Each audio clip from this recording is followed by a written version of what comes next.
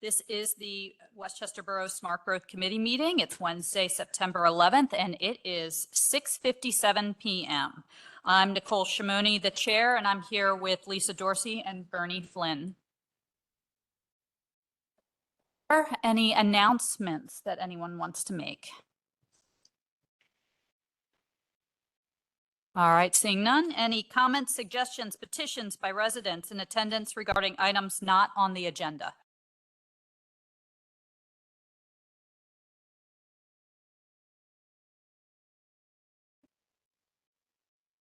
Daryl, you sure? Nothing? Got nothing today? All right. Okay, cool. All right. Director's report, budget.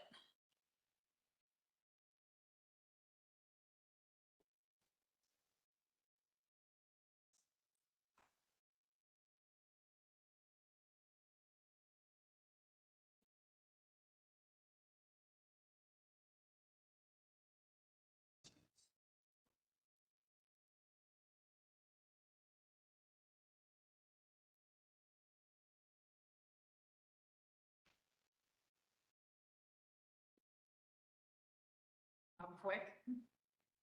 I thought we were going to do the departmental report first, the summary page. There you go. Okay. Well, first I'll just review my monthly report unless council, you don't have questions or?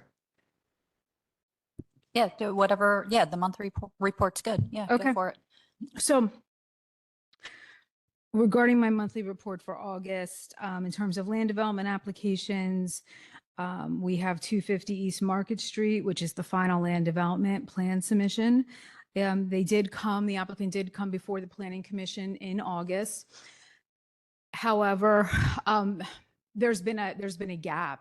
The prelim approval, I believe, occurred 2 years ago. And in that time span, several commission members have transitioned. So there were several members that are new to the committee and that were not, wanted some additional time to review the final land development plan because they did not see it several years ago. So it is still progressing. It's going to be on the Planning Commission agenda again in September. It should come before you as the Smart Growth Committee on October 9th. And then Borough Council would need to vote on it on October 16th. Regarding the Zoning Hearing Board, they had a busy month in August. They had a hearing on 8/26. They granted relief on 2 of the following applications, 1 South Brandywine Street. They recognized the long-term use of the property for 2 principal uses. And they also issued a decision on variance relief for 650 North Franklin Street, which was extended to September 11th, 2025. I did attach both decisions in your packet if you have any questions. The next Zoning Hearing Board meeting will be on September 30th, and the Michaels Organization special exception will be heard. They are here tonight. Oh, it's the 23rd? Yes. You sure? That's about it. Huh? Oh, okay. Thank you for clarifying. Regarding HARB, they did have a quorum in August, so they were able to vote, and there's 10 items to present to you later in the meeting tonight for approval. Regarding the statistics summary, which is listed on the next page, Jeff?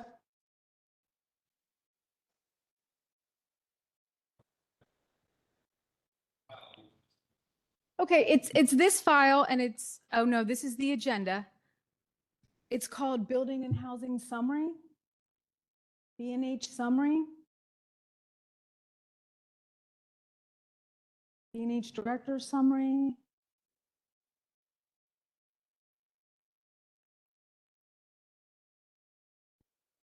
No. What's that?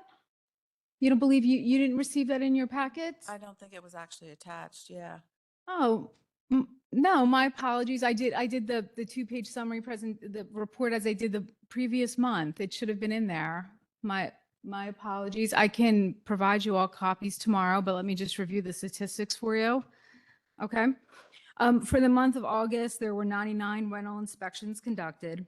55 permits issued. There were 63 requested. We issued 55. There was 46 property maintenance cases reported. We received 5 disruptive conduct reports. We issued 7 citations. 2 were for property maintenance. And then the other 5 are also citations submitted by the police department for disruptive conduct. So we had a total of 7. There are 0 points assigned. Again, you don't get assigned points until you appear in court. In terms of trash tickets, there were 26 issued for the month of August. Month of August was kind of what I'll call like a hybrid month for us, right? The students moved in, I think, about the 3rd week of August. So there was 26, and I can email this to you later. Thank you. Any questions on that? Any questions? Okay, now we can go to the budget. Okay. Next.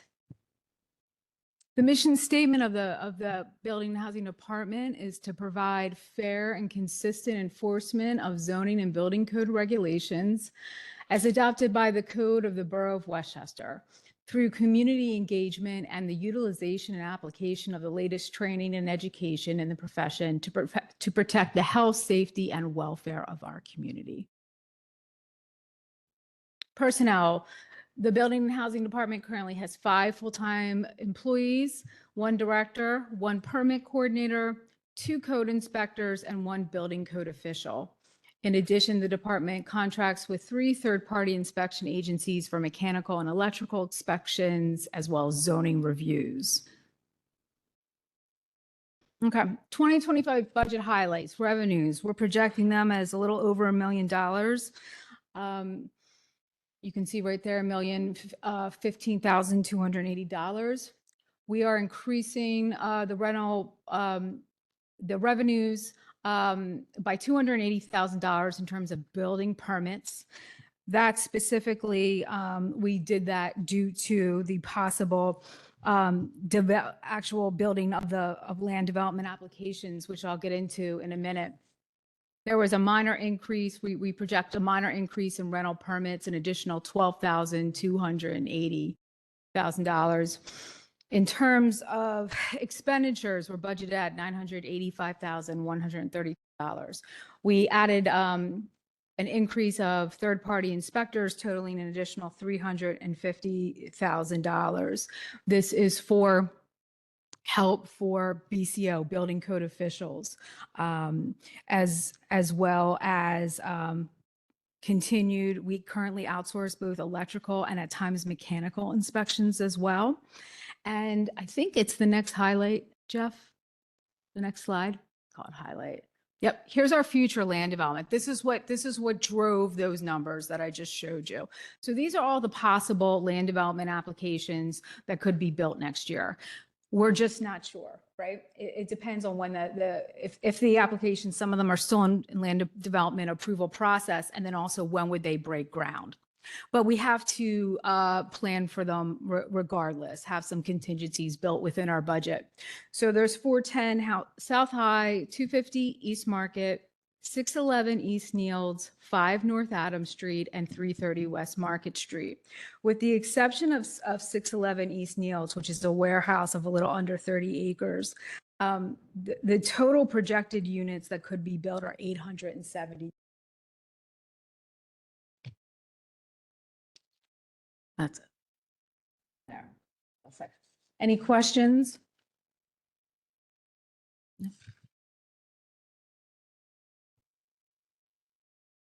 No?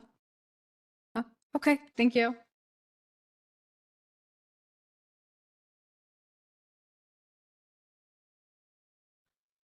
All right, we're to old business, Smart Growth Committee meeting minutes from August 14th, last month. Any questions? We're good. Short-term rental ordinance, the attachment.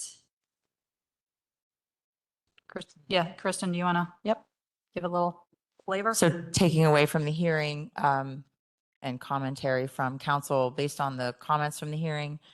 The major changes that I made, and I provided a red line version, so you could hopefully see the edits. Biggest change, well, three biggest change. One, I added some purpose statements and recital clauses to justify and substantiate the regulations that are put into the ordinance. The next was to change it from it's still being allowed only in the town center, but the prior version and the version that went to the hearing was to be allowed by conditional use of borough council, which would require a public hearing by borough council. This version has been changed to require special exception approval, which is the same burden and legal standard. It's just going to the zoning hearing board as opposed to going to borough council. So that change was made. We also took out the separation distance requirement, which the version that went to the hearing had a requirement that every short-term rental, it couldn't be within 1,000 feet of another one. And instead of that, we put in a cap. Lisa had some suggestions from ordinances she had seen in other states. We also found one in Tobyhanna in the Poconos, although I will say that that entire ordinance is being challenged in a lawsuit right now. That ordinance does have a cap. The lawsuit is not just on the cap, it's general, it's short-term rental industry is challenging a lot of the requirements in that. So there's still no case law in Pennsylvania that challenges and then upholds a cap on any certain land use. Although if you think about the principles of separation distance and a cap, they're somewhat similar. And I did ask Tom Comita, with his knowledge of a lot of the planning resources that I don't necessarily not aware of, he was able to find some ordinances in Colorado that did impose caps. They didn't put it in their zoning, they put it in the rental permit regulations. And I went back and forth in my mind about where it was better placed, and I think it's fine to be in the zoning. So that change was added. With that maximum cap of 20, I added language about procedurally, how would you deal with that? Because when you have a zoning application seeking a short-term rental, there's requirements under the state law that once that application is filed, the zoning hearing board has to conduct a hearing within 60 days. So I don't want to get in a situation where you're at number 20 and somebody files an application and says, well, you need to hold a hearing within 60 days. So the way it's set up is that you wouldn't even accept the application if you got to 20.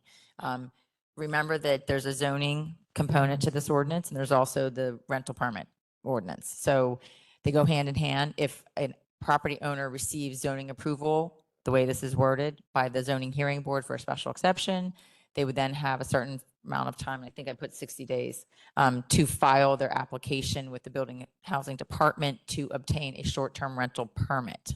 So there could be a situation where you have zoning approval, and then for whatever reason, they don't get their short-term rental permit. They're not part of that 20.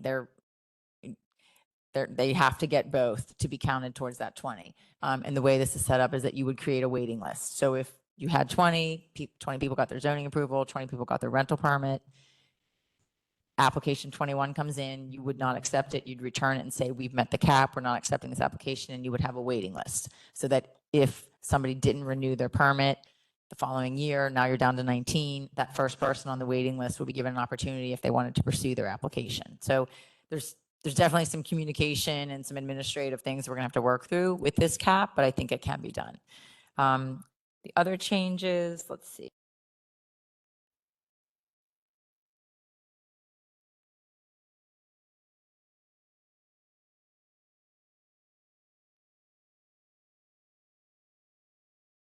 Really the only three changes: adding recital clauses, changing the approval to a special exception, taking out the separation distance requirement, and imposing a cap of 20. So that's where the main changes. The number of 20, so what I did after the hearing was talk to Nick from the mapping, GIS expert, and just sort of get an understanding of how many, if you were to keep 500 feet separation, 1,000 feet separation, one per block, and just a lot of the numbers that we tried to work through. And the numbers really came to be very, very high as far as the number that would be permitted. So I didn't think that that was necessarily achieving the goal that council was looking to have a smaller number. So again, that's open for discussion. I made some assumptions based on what I heard and my takeaways, but absolutely, if you have any other comments or questions, this is, obviously can be revised.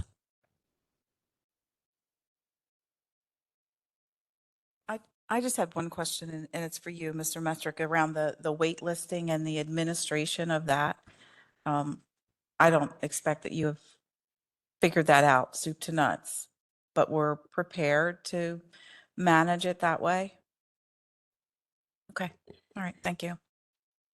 The question is, I guess, to Ms. Camp, Mr. Metric, since we're going to allow maximum of 20 short-term rentals in the town center, and as we open up the portal for application for those 20, and now that the zoning hearing board is going to hear the 20 exceptions, and they have to do it in a certain amount of time. So how is the zoning hearing board going to hear all those 20 applications within the time limit? For that, other than they're going to have a lot of hearings. I mean, if you're going to have, if thought is you're going to have 20 people file applications right away, they're going to have to hold hearings or get extensions from the applicant. The only other way to do it is do it as a by right use, which is absolutely an option. You have, you could have the standards that you have to meet, that the zoning officer would confirm they meet, and you would have the rental permit regulations. So that's a policy decision on whether you believe it can be a use by right versus going through a special exception process before the zoning hearing board. And I definitely don't believe it's by right. I mean, it'll be a slog or a power, It's gonna be a punch from dump. the It's and gonna then be it'll a smooth property out, dump. like after the first couple of months. That's Yeah. the thing. I mean, it's like a one-time real. Yeah. Exactly, yeah. Just have to get through the first hurdle and then it will be more manageable. But I think it's the process, it's the pain actually that we have to go through in order to implement this policy, this ordinance. And there's no way around it. So what happens if the zoning hearing board doesn't meet the burden of time? If you don't hold the hearing within 60 days and you don't get an extension from the applicant, there's a deemed approval. So they would not let that happen. Okay, all right, thank you. I have a question that came up regarding what's in this ordinance versus like what's in ordinance 2015, which is the rental ordinance. There's a lot more detail in there about how they're to manage their property. And so the question kind of came up, why is this one so much shorter? Should it not be including that same detail? Like why do we have more information in that other ordinance? Because we modeled that after the rental permits that you're issuing now for non-short-term rentals. So the language that is proposed to be a new chapter 11 is mirroring exactly what you have today in chapter 10 of your property maintenance code, as far as the administration of issuance of a permit. So those are more, they're not really zoning necessarily as they are permit administration requirements in terms of, the inspections that have to happen, what they're looking for, what's on the application, payment of the fee, that kind of stuff. That's all the details that, again, we mirrored it after you have a program that's currently in place and we just mirrored it after that. The only difference is that this is short-term versus long-term rentals. So The other thing is looked at many, many, many examples in different municipalities, cities, states. Most of them have both a zoning component that identifies and defines the use, tells you what district they're located in, has maybe parking requirements, here a cap, but then it has a corollary chapter for getting a permit, an actual rental permit. And again, that's more of the licensing component to it. So all those things you're saying that are in the 2015 ordinance are actually covered in the permit chapter that's related, that this ordinance references? Okay.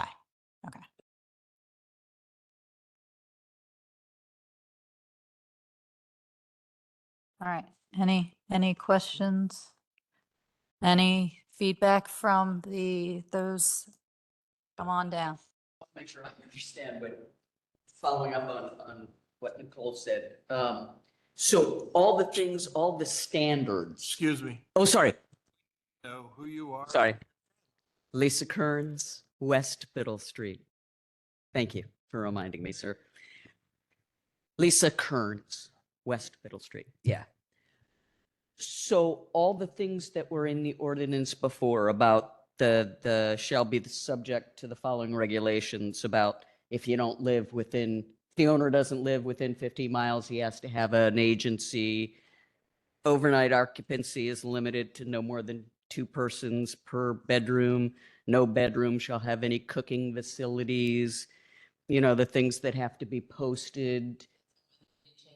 Okay, so that's all just in a different. The part of only ordinance we made revisions to is the zoning component. That was We my did not question. change What happened to anything the in the other property thing? maintenance one. Got it. Yeah.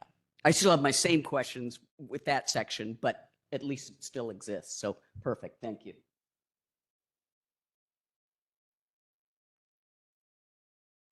Hi, I'm Krupa Daniel from 26 West Union Street. Just a comment, I would request maybe we could increase the cap from 20 because 20 is a very small number. And as Ms. Camp said, when you did the mapping with the 1,000 feet distance, it did allow for more. So if we could think about maybe increasing the cap, that would be great. Also, I wanted to ask the Chapter 66 amendments. Is that staying as is, or is that going to be changed as well? I haven't heard anything about any changes. We didn't get to the hearing on the Chapter 66 one, but I've not heard commentary about that.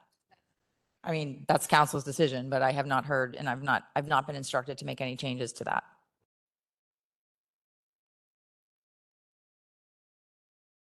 Hey, how you doing? Reese Lopez, 27 East Minor Street. So my residence falls right on the cusp of town center, which on our block, it's all metered parking. It's literally 50 feet away from the cut line, which is the alleyway. Been a resident there for 32 years. We have college students behind us, college students right next to us. We've dealt with the rentals there. My other half, who is raising our child, she runs that small business back there as the Airbnb. It's a way for her to have some income, for her to care for our child. Like I said, I've been born and raised in this borough 56 years now. Followed all rules and regulations here. Just wanted to see how we fell off of that line, being that I feel as though we are town center where we lie, and we are not allowed to have guest passes where we reside right now. That's basically what I have to say. Thank you.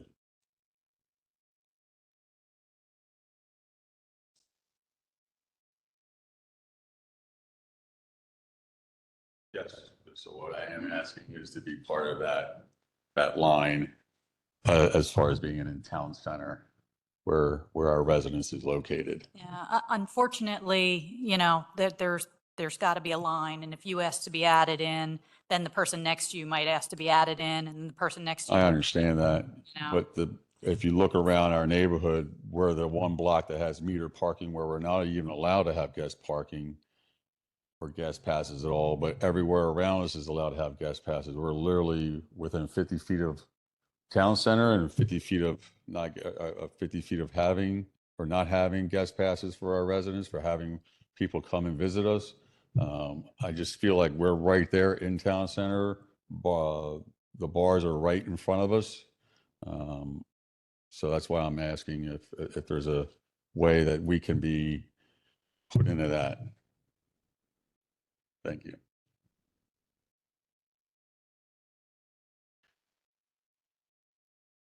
Any other comment? Oh, yep, come on down. So just. Still Lisa. 312 West Middle Street. So the other part of the ordinance, is that a done deal then? We're not going to change anything in that, or we're just not discussing it now? It's not on the agenda, and we continued the hearing until the next time I think we continued it to the September meeting, but we'll probably continue it again because if council at the work session is comfortable with the revisions, we have to send it back to the County Planning Commission, and we have to wait 30 days. So when there will be a public hearing on that, the Chapter 66 amendment, and you'll have an opportunity to make comments then. And the rules for changing a non-zoning and a non-subdivision ordinance are much different. They're much more lenient. So at the actual hearing, if council wanted to make changes that were not significantly material or substantive, they can do that at the hearing and still adopt the ordinance that evening. So there will be an opportunity for more public comment on that at the actual hearing. Not on the part we're reviewing now, the other part that we're not The reviewing. zoning ordinance is going back to another hearing as well. They're both Okay. going back to other hearings. But I'm so confused. So this is the zoning, the one we're looking at The now? one we're looking at now is the zoning component, correct? The other one, the permit part. The other one is the amendment to the chapter 66, which is Yeah. property maintenance, and it deals with getting a permit. Yes. And is that finished being discussed or? I mean, since I've drafted it and provided it to council, I've had it went through the committee process and was recommended to be adopted at a public hearing. So we advertised for the public hearing in August. We continued it because they wanted changes made to the zoning.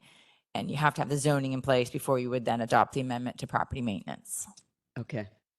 So I have my same concerns that I had about the permit when the fire regulations or the fire standards again, I was just asking if you all have, what exactly you're approving when it comes to those fire safety standards for these short-term rental units. One of the things I could just comment, one of the things that when I was looking at some other examples to find caps and whatnot, I did find language that potentially council could add to the property maintenance version.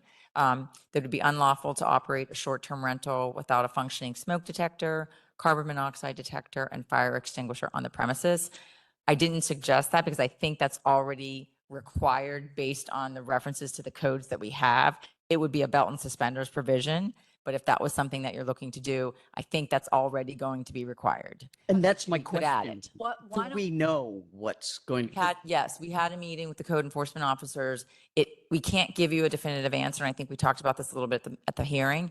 It depends on if the short-term rental is in a single-family detached Right. dwelling, Right. or whether it's part of a multifamily dwelling, Right. or whether it's above a commercial use. Right. So that's going to dictate, because that will characterize the use category under the building code, Right. which then that determines the fire safety provisions, the exits, that kind of thing. So it's not a one size fits all for every short-term rental. It depends on where that short-term rental is located.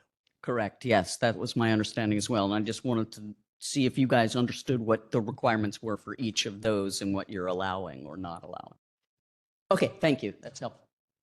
That said, I mean, I don't think it's harmful to add that language. So since we're here talking about it tonight, I mean, I have no problem with adding in that extra piece for, I mean, I think it goes towards notifying somebody that wants to have one that's required, because it's not as easy, like you just open a book and there's the answer. So that's Exactly. fine. I don't have a problem with that if you're supportive of that. And other ordinances on short-term rental have other things too, like marking emergency exits and having signs that say where the exits are and things like that. I mean, you can add a little bit more structure to give somebody a chance in a fire that they might not otherwise have. Even the smoke detectors, you require smoke detectors. Do they have to be hardwired, or can the guests take the batteries out and smoke in, those sort of things? I don't know, but I would hope you would think about that sort of stuff. Thank you.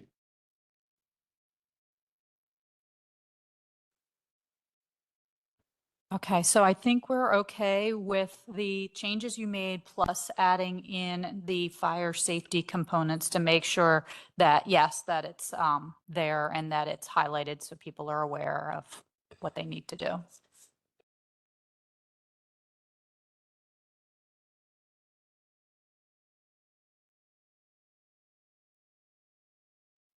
Okay, new business. Motion to approve a resolution for 410 South High Street preliminary plan.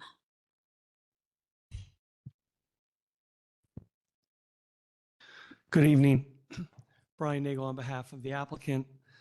This came out of the Planning Commission. Planning Commission liked this plan better than the plan that's already approved. They recommended 6-0 in favor of approval of the land development application. They did issue a letter dated September 5th, 2024, suggesting some conditions, all of which are amenable to the applicant, and all of the changes listed in that letter have already been made and included in the submission that was made to the borough. So we're requesting that Smart Growth Committee support the approval of this, and Mr. Stas is going to run through the plan for you.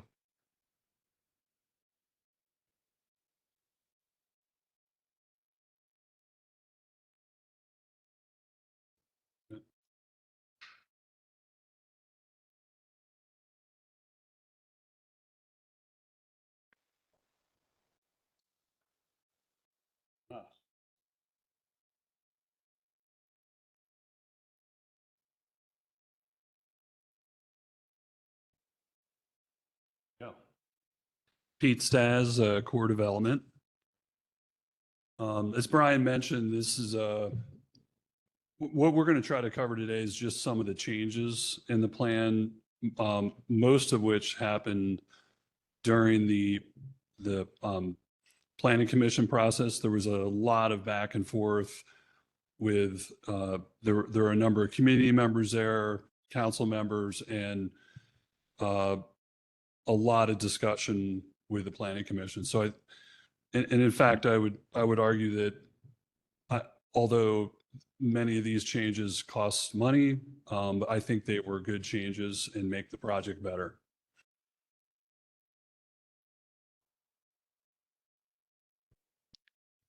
This kind of encompasses all the changes to the plan during the planning commission meeting. I'm going to kind of I wanted to show you all on one page the changes. So these are the changes, but it's probably better for the sake of time, instead of reading all them, I'm going to show you on the plan the changes. So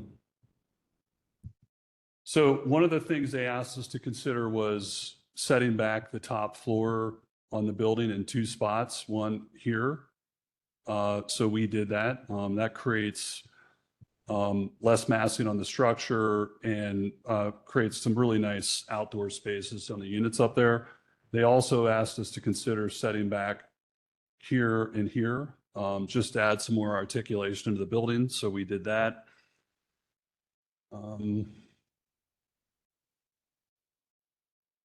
We added, so there was a lot of discussion about the plaza in this public space.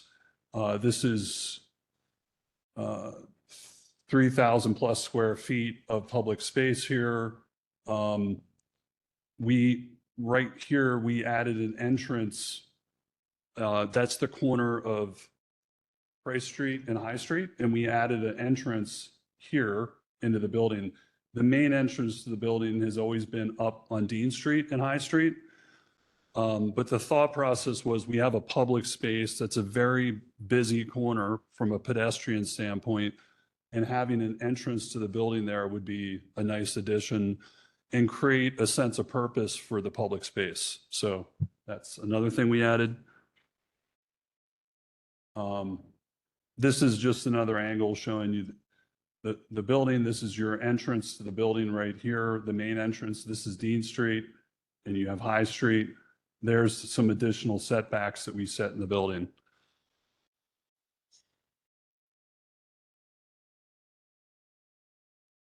These are some of our elevations. One of the things that was added during the process is we had brick wrapped around the building here this is the Boxwood elevation side. So this would be opposite of the High Street side. So if you're kind of the back of the building. So we always had brick here, and over here we had fiber cement siding. And one planning commissioner in particular asked us to consider adding brick there, which we did. You'll see that as you come down Price Street, going towards High Street. So you'll see some of that from the road. So we changed that to brick. There were a lot of changes to the parking area in the building.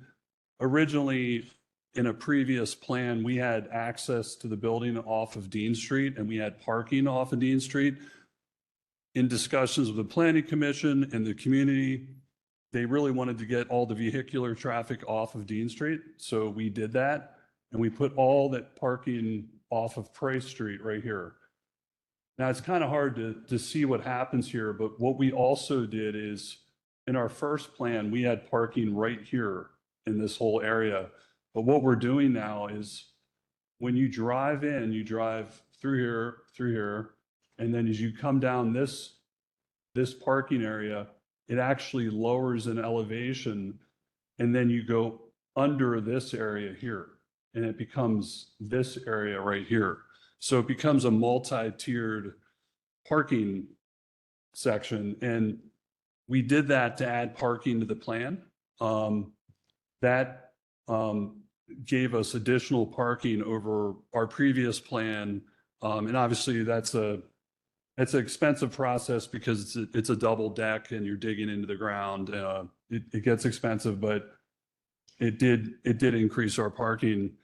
One of the requests was to also offer employee and visitor parking. So we added dedicated spots right here for employee and visitor.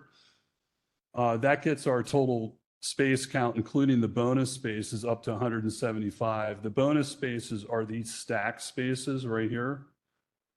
They would be leased to 2-bedroom units that have 2 cars. We do this in other properties. It works out fine. You have to have assigned spots, which we do.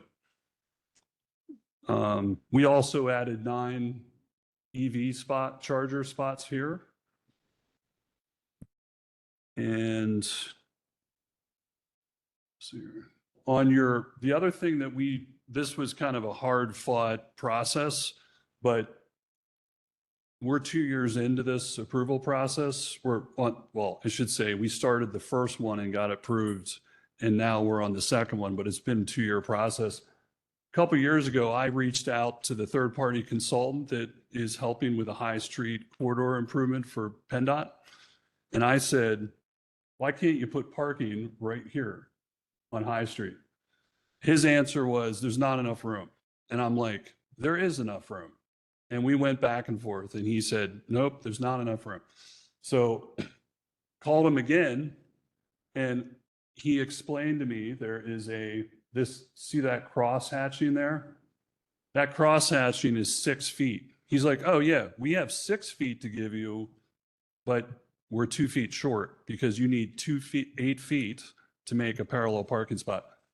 So we proposed the planning commission that we would indent this sidewalk, which I think is on our survey shows to be 13 or 14 feet wide. We would propose taking 2 feet out of that sidewalk in depth to get you to your 8 feet. And that would get you 4 spots on High Street, which would ideally, they would be the borough spots, but ideally that's right in front of our entrance. They could be 15-minute spots. And so one of the things that came up a lot in our process was coming on Dean Street, we have a loading area here, and people really wanted to have Uber, Amazon, all these services they wanted it off of Dean Street. And the reality is Amazon and a lot of these folks, they're just going to put their 4-ways on and park here if we don't do something, which that's just what they do around town. If we can get these 4 spots in here, I think that solves a lot of issues. We're committed to going to try to do it. The engineer at PennDOT said that should work. So we're going to go to PennDOT as part of our HOP plan and ask them if we can do this. They have to bless it. I don't see any reason why they wouldn't approve it, but it's PennDOT. We have to go back to them and talk to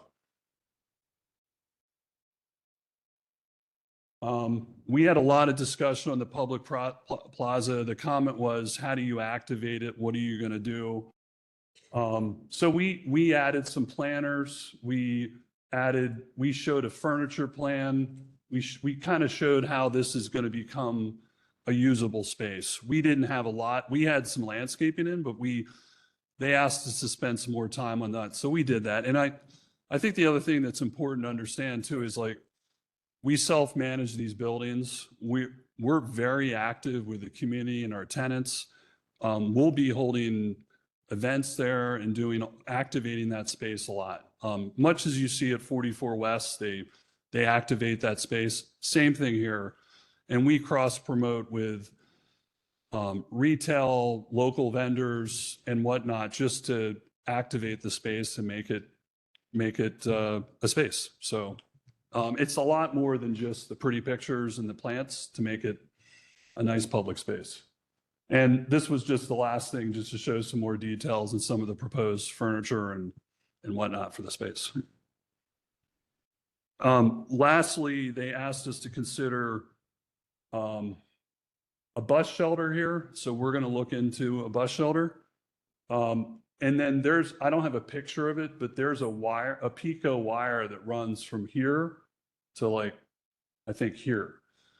And it was getting in the way of putting bigger trees in. So we also agreed that we would contact Pico, and as long as it was something that could reasonably be done, we would bury it as part of our plan. And if you bury it, then we can get much larger trees in.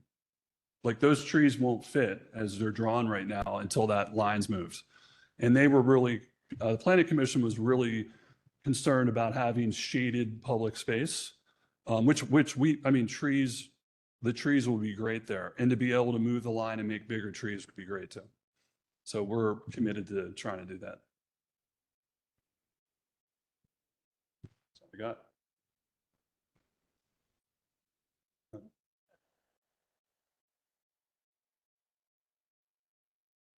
Oh, just real quick I wanted to mention on the fees to the borough. So on reoccurring fees to the borough, we project there's 260,000 a year in annually generated from this project. On property tax, we project 445,000 a year, 120 of which would go to the borough. The rest mostly goes to the school district. On one-time fees, it would be $1.3 million.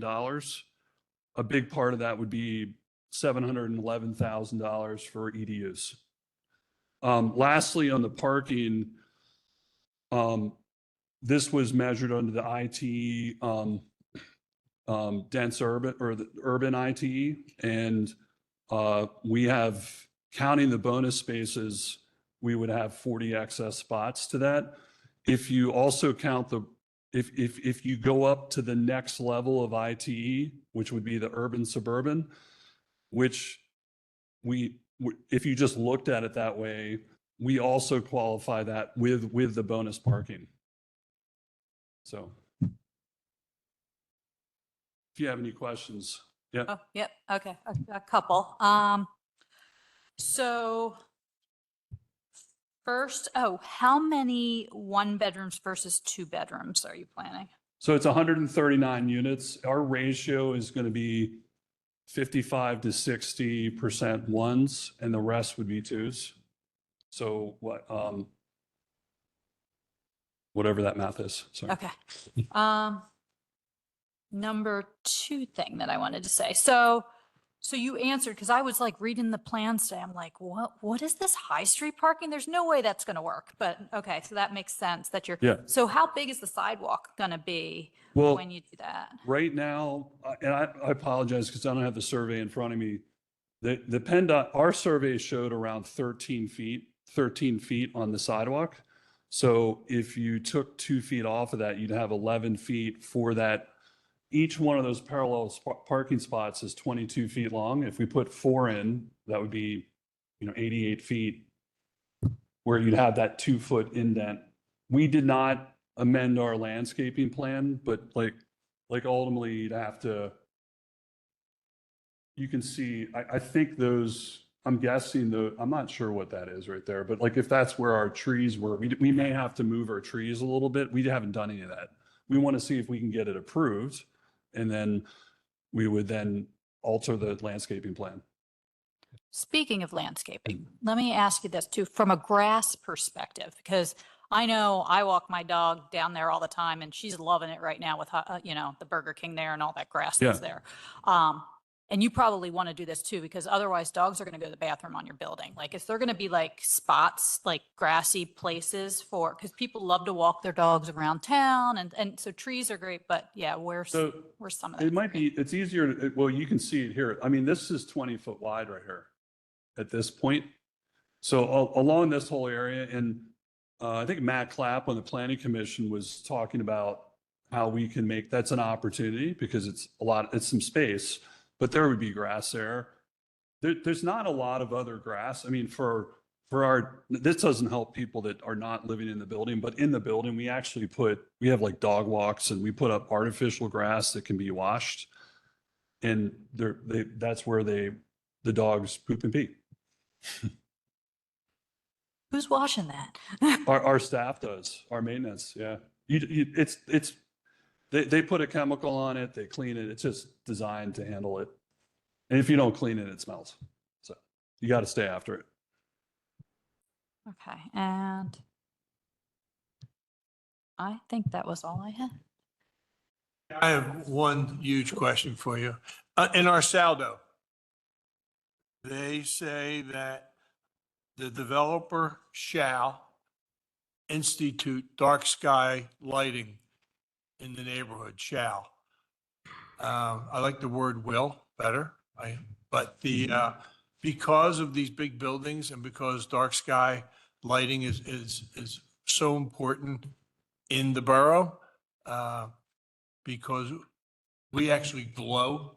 When you come from where you live, the borough glows.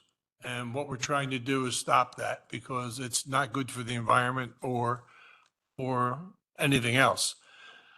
But it says shall, so have you considered, plus the neighbors that live right on Dean Street, with, bright lights from the parking garage, the rear buildings, the house, taking your lighting and putting your lighting straight down instead of illuminating the neighborhood?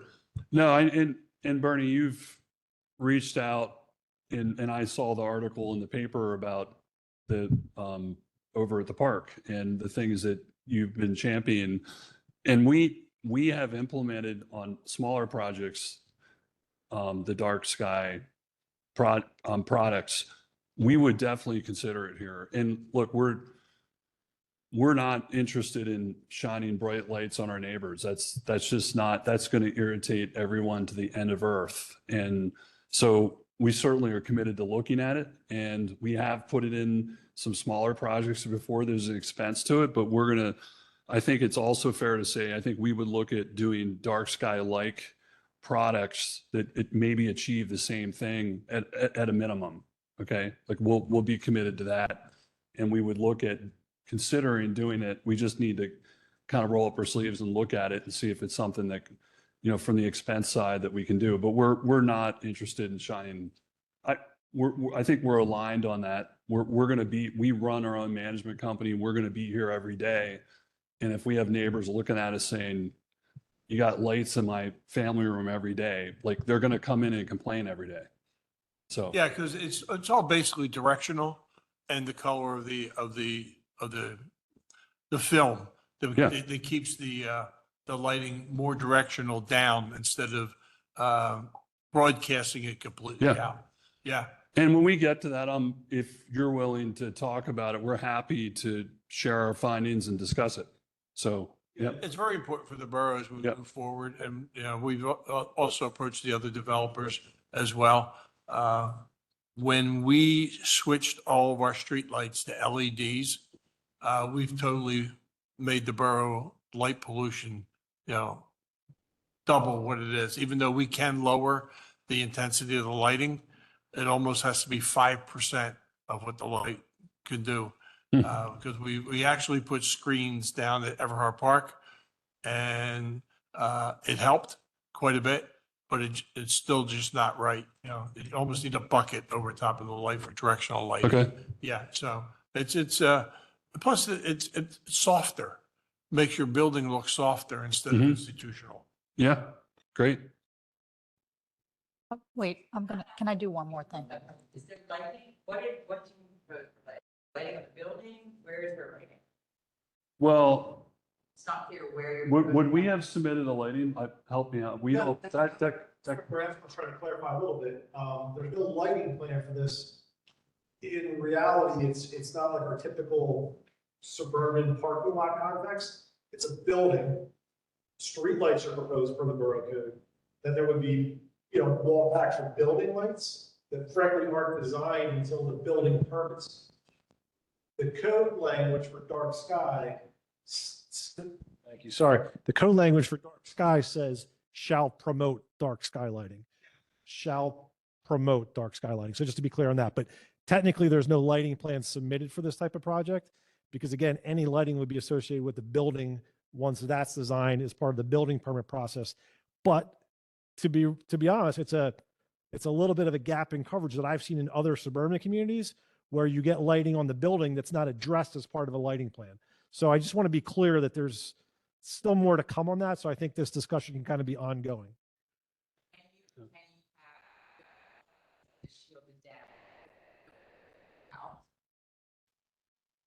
You have building lights that would meet the definition of dark sky?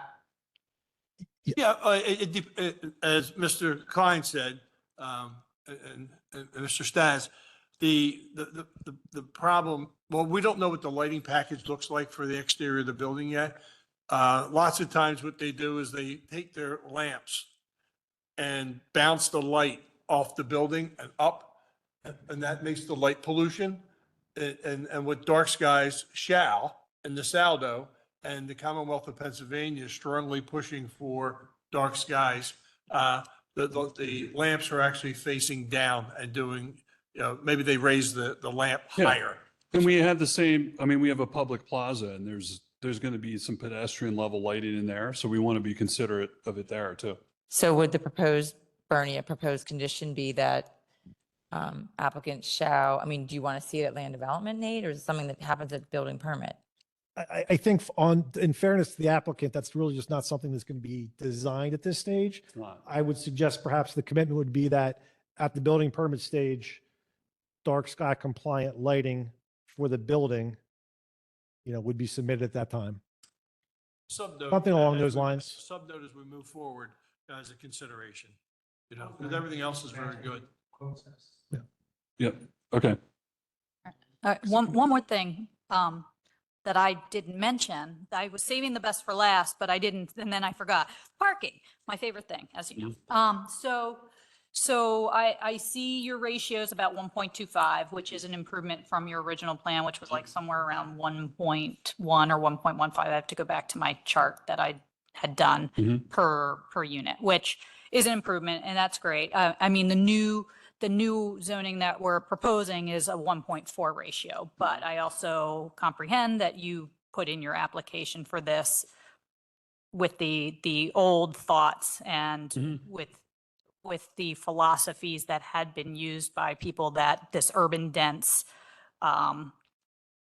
bucket is the correct bucket, which part of the reason we changed the ordinance is because we felt that was not the correct interpretation of what changed in 2021. But so anyway, I'm okay with the 1.25, knowing the full context, and you're not quite where you want to be or where we want you to be, going forward. I would also recommend, because you're doing the 5 Adams, yeah? Are you Adams? Yes. Yes. We're involved with it. So just, I'd also say while we're here, take that in consideration. I know you kind of got yourself in under the wire, but the fact of the matter is that we've made decisions going forward that we want more parking out of that building, or out of any buildings that are coming in, because people, even though we're dense, people need their cars.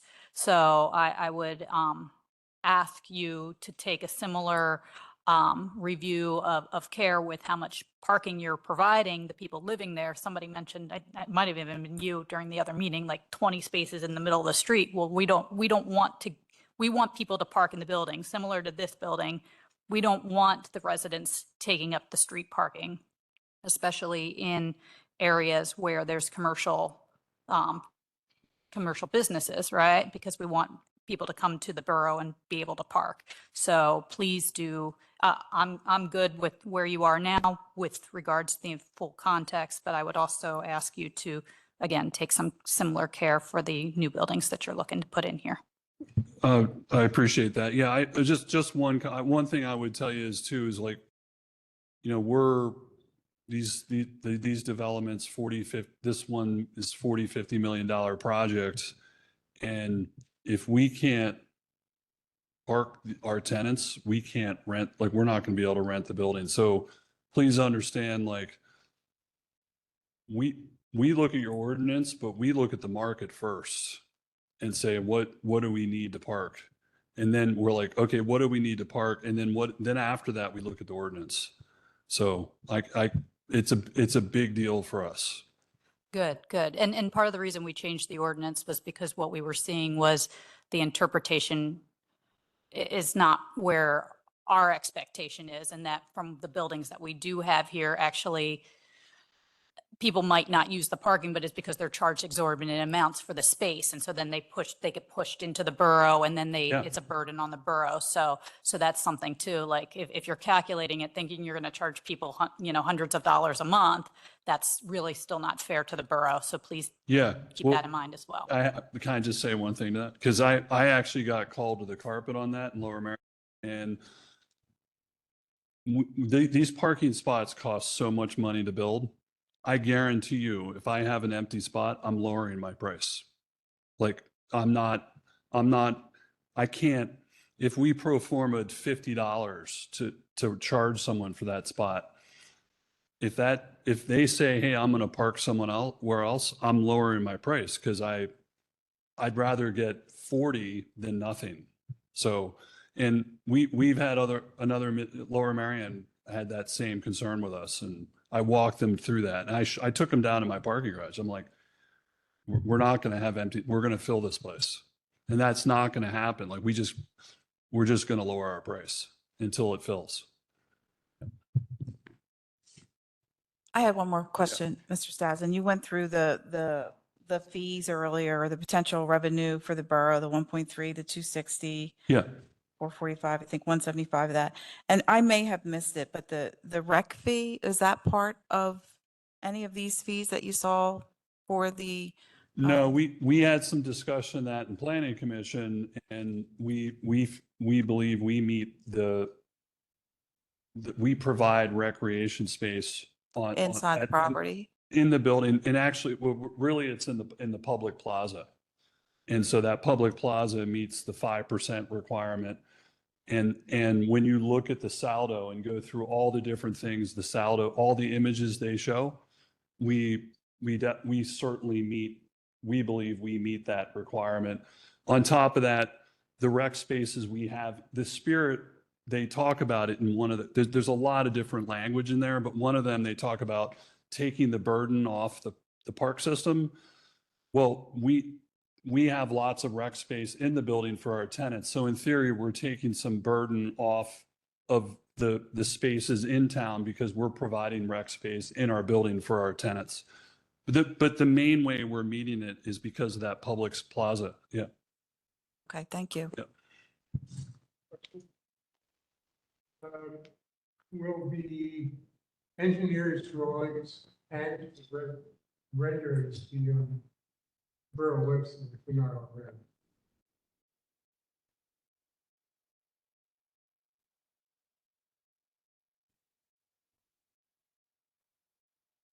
Did you guys hear the question?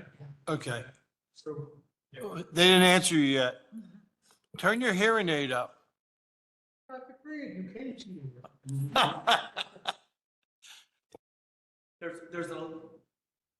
If I may, there's an electronic submission that staff could easily put in your document center. So they have it. It's already electronic. The files are in there. So it'd be easy to add that to the document center. You hear that? What? Yeah, okay. I wonder if there's opportunity, just because right now we have so many things in the works, if we not just put it in the agendas of our meetings, but maybe we had a section that just kind of had the stuff that's in the works right now or somewhere? Yeah, we got Bill Mann and Sally on that task this week, so that's going to happen.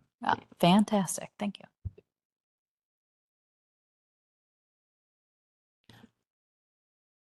I don't know when you guys want me to, I had put a proposed resolution together, but applicant had submitted revised plans yesterday, so I updated it.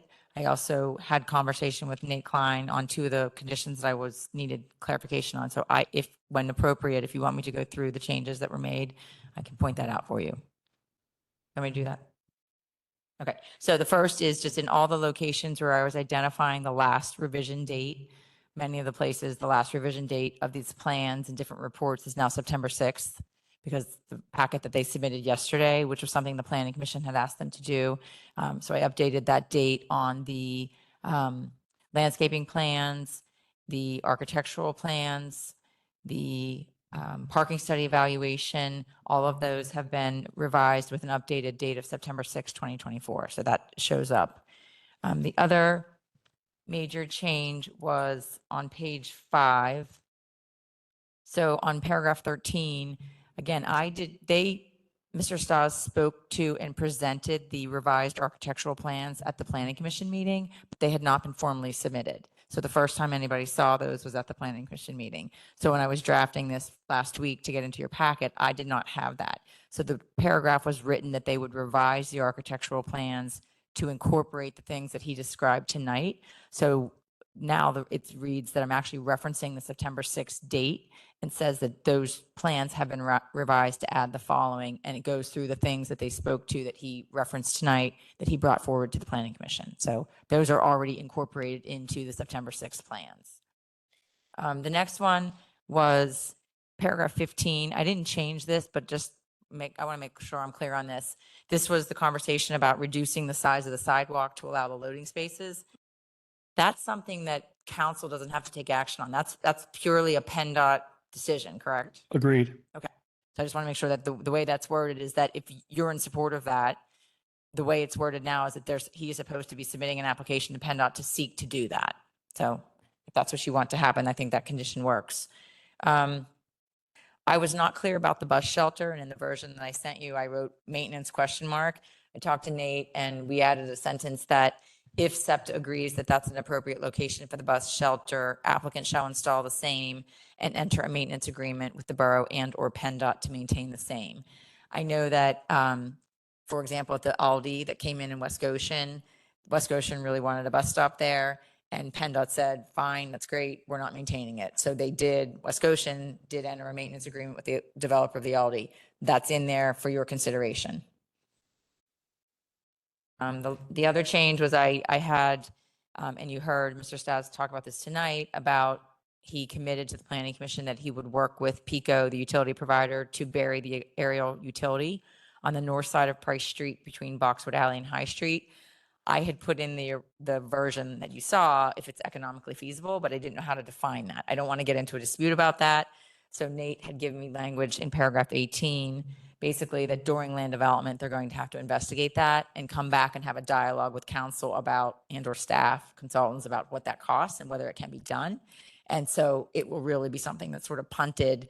He has to do the research now, come back with answers at final land development, and that condition can be finalized and tweaked at land development depending on what he finds out. I think that's the way Nate suggested we handle that. And the other one is in paragraph 20, which I did not change, but I asked Nate tonight to look at paragraph 20. I had it highlighted in yellow. It specifically required applicant to upgrade various portions of the collection system between manholes.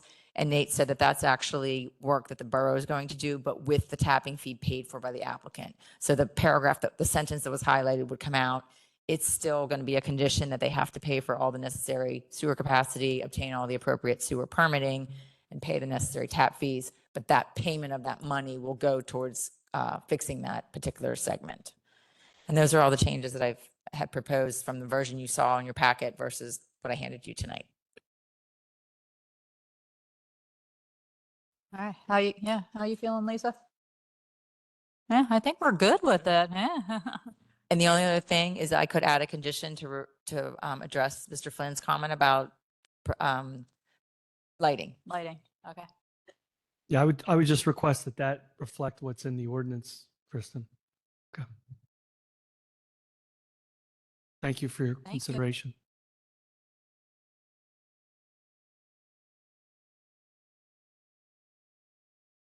All right. Oh, yeah. Motion, oh, yes, my favorite. Okay, North Adams. Okay. Motion to direct the solicitor to attend zoning hearing 5 North Adams. Yeah, good evening, Brian Nagel on behalf of the applicant. Nice to see everyone. It's been a while. The way that agenda is worded, I think is sort of like presumptuous because we came before council last month. We did a whole presentation on the project. I think it was very favorable. And so I think what you're really considering is, we have an application for special exceptions. They're the same special exceptions that were applied for and granted for the Rubenstein 250 East Market Street, which we sometimes call the Rubenstein's project. There was a variance granted for that project as well, for the location of the building in the floodplain. We have that same relief requested in the alternative to a conversion of a nonconformity, but all the relief is the same. So that's scheduled to go before the zoning hearing board. So I would think council would either be supporting that, or if at most sending the solicitor to monitor the application. So that would be the request.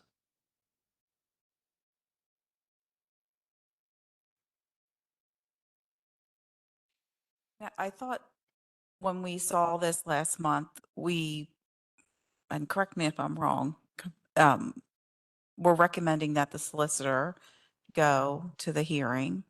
That- Lisa, and that we- wasn't discussed last month. Last month was like a no action presentation. So we just gave a presentation of everything about the project. We have all that information with us tonight, and we can talk about any of it again, but I know you know it. We went through it all.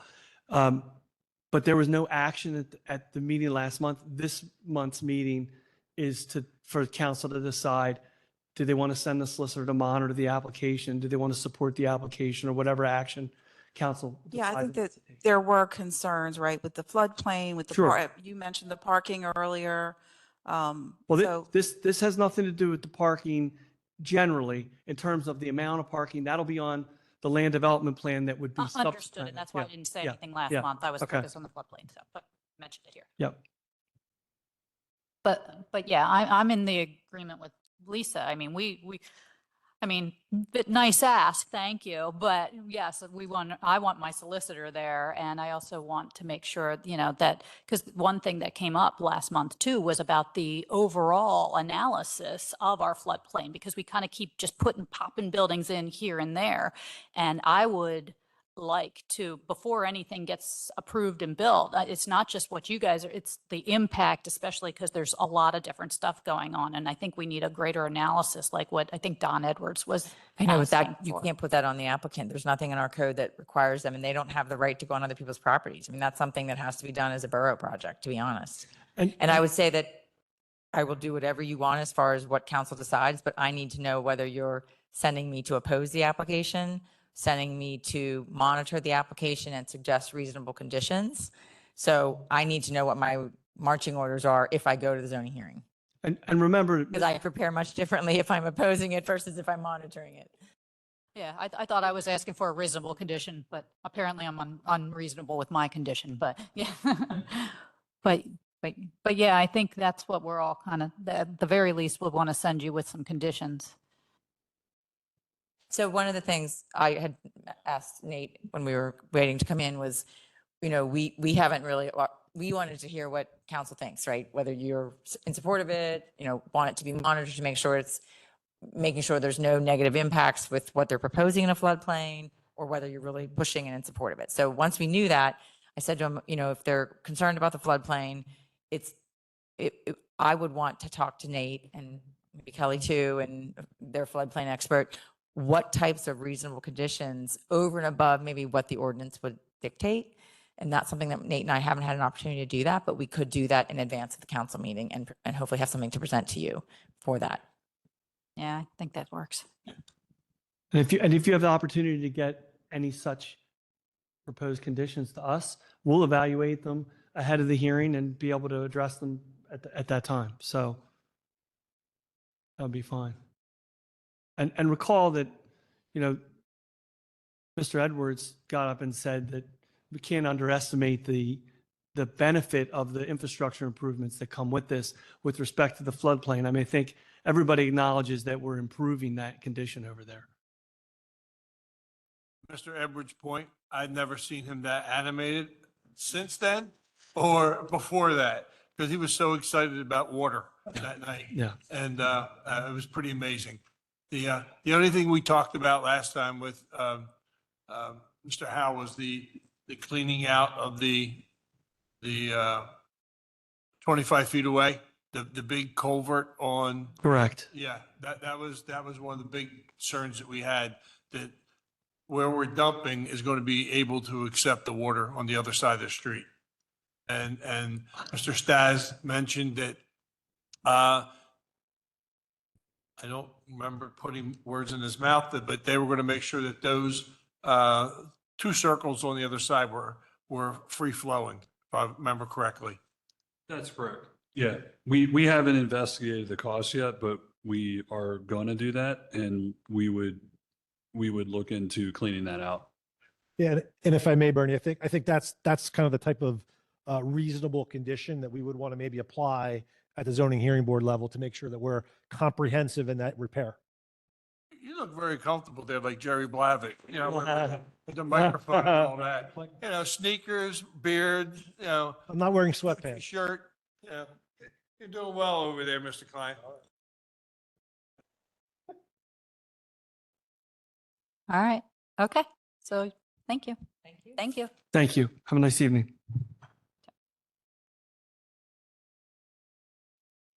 All right. Yes, we've got a lot of HARB approvals. All of these have been approved by HARB. So have you guys read your agenda? Are you good? All right. Are you okay? We're okay to move those forward. And then motion to direct the planning commission to review borough ordinances as they pertain to building. Oh, I should probably ask these guys, but owner occupied dwellings. So this I put on the agenda. I think right now we've got, 4, possibly 5 in the works, large scale apartment buildings that have been proposed or in some sort of process of being approved and built within the borough. I think, who said it, like 872 units? I think Sally, maybe you said it earlier, that we have potentially 872 units on the way. That's a lot of apartments. I think and we already have a bunch of apartments, and I believe we were already at 60% rental in the borough. And so my concern is that, we're going to turn our borough into an extremely transient, we might already have done this, but we're a transient place to live. I mean, you definitely want apartments and things like that, but how can we maybe take another look at the order? Is this because this is the way our ordinances are written, and so builders are building based off of what we tell them they can build and what they can make the most money on? So I've been at some planning commission meetings, and I think they have some ideas. I'd like them to take more of those ideas and maybe think about how we can improve our ordinances and how lots are, things like that. I don't know what else is available to help facilitate or to incentivize builders to build homes, not rentals. How can we do that before we're overtaken by all of these rentals, which again, I'm a little concerned that we've already kind of let that happen with some of the fact that we've got 4, possibly 5 buildings in the works soon. So if you guys are okay with it, I just wanted to officially put on the record that we're going to have the planning commission take a look at this along with a couple other things that they've been looking at for us. And it may be even worthwhile. I know that Stas just walked out the door, but even get some of the builder feedback on what could be more advantageous or incentivize them a little bit more to build homes versus rentals, if that makes sense. It's more what you can say, what kind of uses are allowed and not allowed, but you can't dictate the ownership or the tenancy of one. No, no, no, So if you you- if can't it's- dictate the but we can adjust the ordinance in a way to say maybe lot sizes should be smaller, or I don't know, I Or don't take know. away multifamily. Or Take away the something. opportunities for Some- multifamily in certain. Yes, Yeah. like I don't know the answers. I want the planning commission to kind of look and tell me, but yeah, no, I'm not saying, that. I'm saying, how do we make it easier, facilitate or incentivize? Yes. Yeah. Okay. For example, over at 330 West Market Street, the developer over there, every year he would buy a different building so he could, it was like monopoly. The last piece was the automobile repair shop. And now everything's falling into place. So there's actually 5 or 6 lots on that block. And it took him over 20 years to do it. But I mean, I think that's what Ms. Simone's talking about, trying to stop the creep of purchasing of multiple lots so you can build these mega apartment. I think the buildings. answer to that is change the districts and change what's allowed in the district. So for example, town center, right? If you think that your town center is. And you could take that out, don't have to use, or only allow it in small. Don't allow it to 60 feet tall or 5 feet tall. Or look at it as where those uses are allowed. Look at the uses that are going to be more transient. And then look at the zoning districts, where you allow those. And the area of requirements for what people are trying to approach. So Well, we you- can actually say, like, 330 West Market Street is 5 stories over there. We could actually change the zoning and say you can only have a 3-story building there or a 2-story building. There'll be ways we have to look at it. Yeah. I mean, it's typically done, heights are typically done by district, but you can do heights per uses. You can do it based on uses, but yeah, it would have to be something to really evaluate.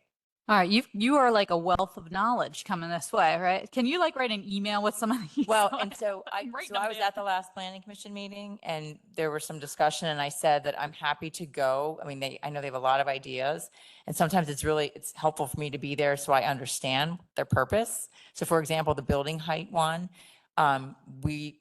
we're working with Jim Cherry. We actually have a call scheduled tomorrow to make sure that we are absolutely certain that the language that's put in there is achieving the purpose.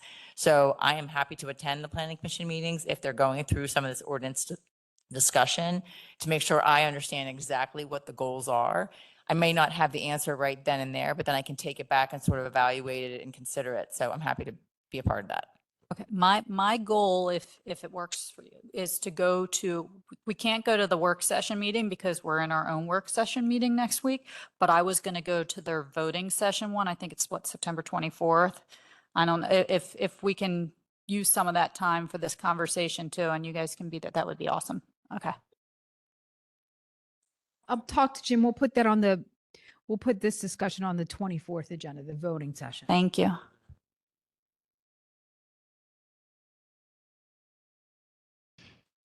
All right, other business.